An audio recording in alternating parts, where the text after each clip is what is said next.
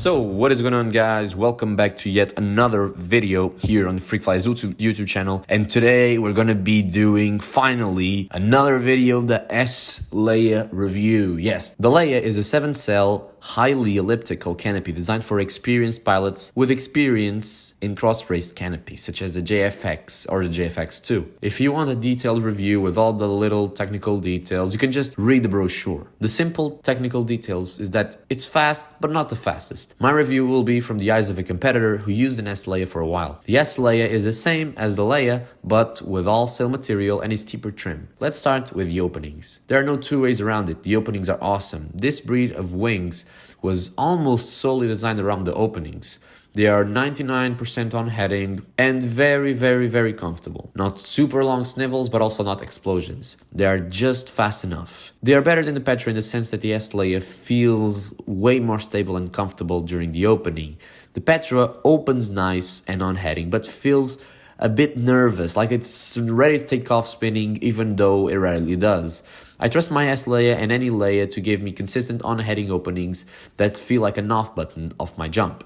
The Petra allows me to do AFF and camera and all sorts of jumps, but the SLeia just gives me like 20% more confidence. As opposed to the Leia, the SLeia feels more pressurized and responsive, almost like a Petra. It rolls like a beauty and it dives like a beast. The recovery arc is shorter than a Petra. The ZP Leia recovery arc is a little shorter than the SLeia. The way I can describe it is it feels more like positive. You can feel the canopy pulling you away from the recovery arc. You can feel the canopy pulling you away from the dive, whereas the Petra just feel like it's a long infinite recovery that you really need to nail in order to not lose power.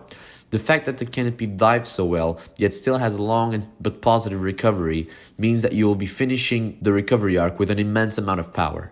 The S on SLeia should stand for speed because this thing is fast. It's one of the key positive points. The first few meters of the soup are fast as balls, almost, if not faster than a Petra loaded the same. The fact for this is the positive, strong recovery that can transfer the speed really well and the lower aspect ratio. A Petra and a SLeia of the same size will have different end-to-end cell lengths, meaning the Leia will be shorter, therefore creating less drag, meaning initially it's faster, but because it's a fat canopy, it will kill all the power relatively fast.